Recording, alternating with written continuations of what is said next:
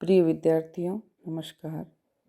आज के इस व्याख्यान में हम रीतिकाल के वीर काव्य धारा के कवि भूषण के बारे में चर्चा करेंगे।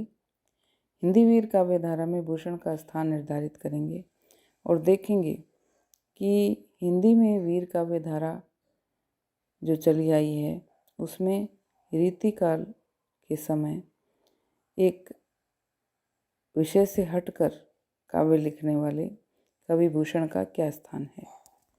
महाकवि भूषण रीतिकाल के कवि हैं और हिंदी काव्य के रीतिकाल तक वीर काव्य की एक सुदीर्घ परंपरा मिलती है।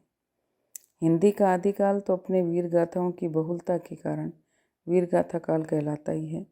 इस काल में उपलब्ध वीर काव्य, जिनमें कुछ वीर काव्य चारण और भाटों द्वारा निर्मित है और कुछ जैन कवियों द्वारा निर्मित है।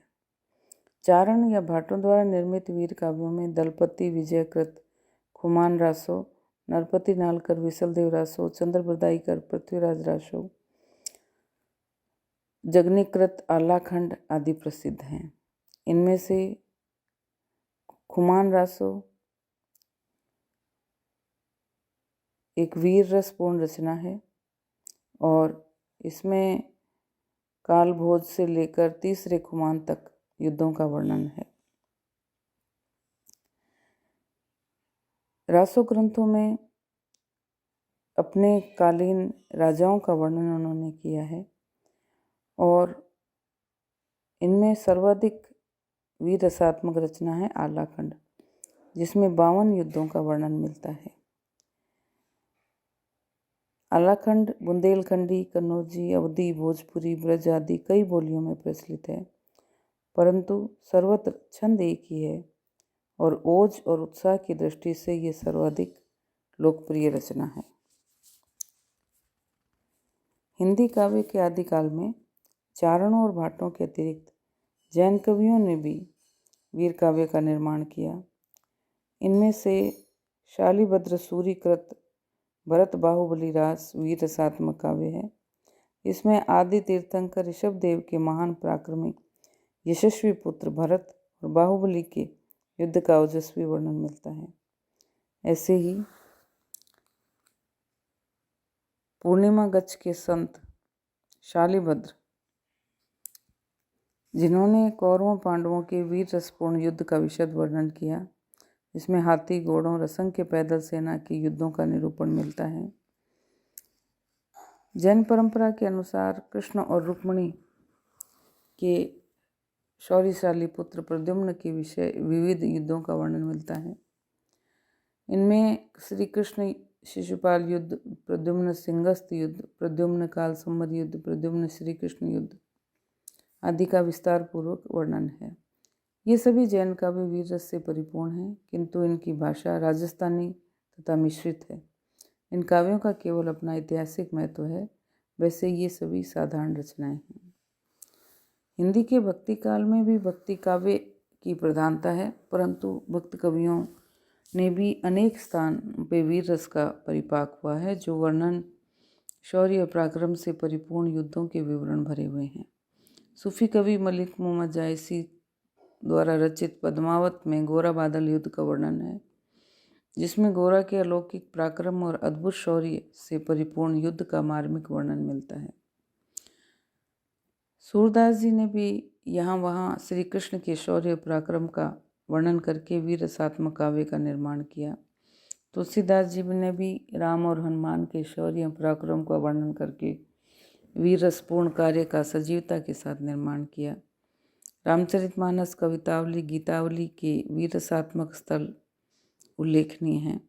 इनमें राम रावण के युद्ध का वर्णन अत्यंत महत्वपूर्ण है, परंतु इन सभी काव्यों का अंगी रस शांत है और वीर रस अंग रूप में पाया जाता है। रीतिकाल का जहाँ तक प्रश्न है, उसमें अधिकांशतः श्रृंगार रस का आधिक्य रहा है, परंतु इस काल में वीर काव्यों का निर्माण भी हुआ है। इसका कारण यह है कि इस समय भारत में अशांति छा गई थी और युद्ध होते रहते थे। वीरों में उत्साह बढ़ने के लिए तथा जनता में जोश एवं उत्साह जागृत करने के लिए वीर रसात्मक काव्यों की आवश्यकता हुई और कवियों ने उसी की पूर्ति हेतु वीर काव्यों का निर्माण किया। वीर काव्य परंपरा को अध्ययन की दृष्टि से 5 भागों में विभाजित किया जाता है।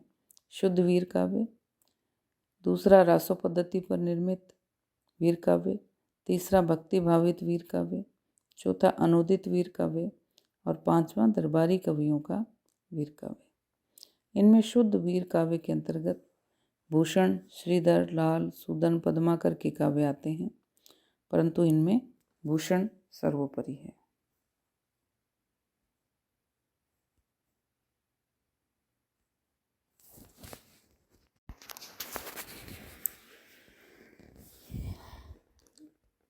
हिंदी काव्य की रीतिकाल की वीर काव्य धारा का अनुशीलन करने पर हम ये देखते हैं कि विशुद्ध वीर काव्य का निर्माण करने वाले एकमात्र कवि भूषण हैं। इनका काव्य इतिहास प्रसिद्ध वीर शिवाजी तथा महाराजा छत्रसाल की शौर्य और पराक्रम की गाथा से परिपूर्ण है। इन अन्य सभी हिंदी कवियों में वीर रस के साथ साथ श्रृंगार, शांत आदि रस भी विद्यमान है। कहीं कहीं तो अंगिरस ही श्रृंगार है, जबकि वीर रस अंग रूप में आया है। परंतु भूषण के वीर काव्य में श्रृंगार रस का तनिक भी वर्णन नहीं मिलता। उनके नायक राष्ट्रीय भावों से ओतप्रोत हैं और वे सदा अन्याय और अत्याचार के दमन के लिए तत्पर दिखाई देते हैं। उन्हें किसी से प्रेम करने या किसी सुंदरी का अपहरण करने की आवश्यकता नहीं। वे राष्ट्र प्रेम में निमग्न हैं और सदैव राष्ट्र विरोधी शक्तियों का विनाश करने में तल्लीन दिखाई देते हैं।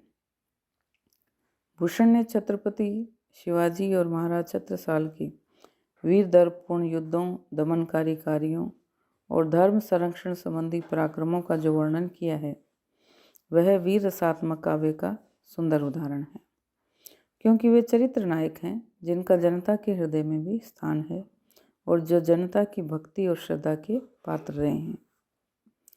इन आश्रयदाताओं की भूषण ने यथार्थ प्रशंसा की है और उनकी सत्य कीर्ति का वर्णन करने के कारण ही भूषण का वीर काव्य हिंदी के संपूर्ण वीर काव्यों में सर्वोत्कृष्ट है। इस शौर्य वर्णन में जनता का हृदय बोल रहा है और पराक्रम निरूपण में जनता का हृदय साक्षी दे रहा है और इस वीरता की प्रशंसा में जनता साथ दे रही है। ये झूठी प्रशंसा नहीं है, इसमें प्रशंसा की प्रथा का निर्वाह भी नहीं किया गया है, बल्कि ये सत्य है। रामचंद्र शुक्ल ने भी इस बारे में ठीक लिखा है कि शिवाजी और छत्रसाल की वीरता के वर्णनों को कोई कवियों की झूठी खुशामद नहीं कह सकता। वे आश्रयदाताओं की प्रशंसा की प्रथा का अनुसरण मात्र नहीं है।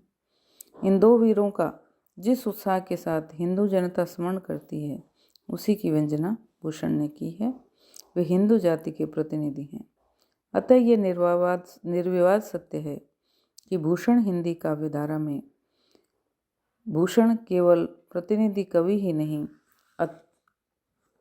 बल्कि सर्वोत्कृष्ट कवि हैं और उन्होंने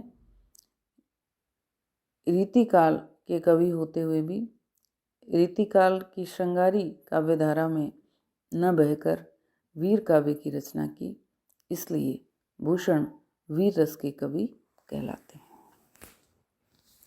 धन्यवाद।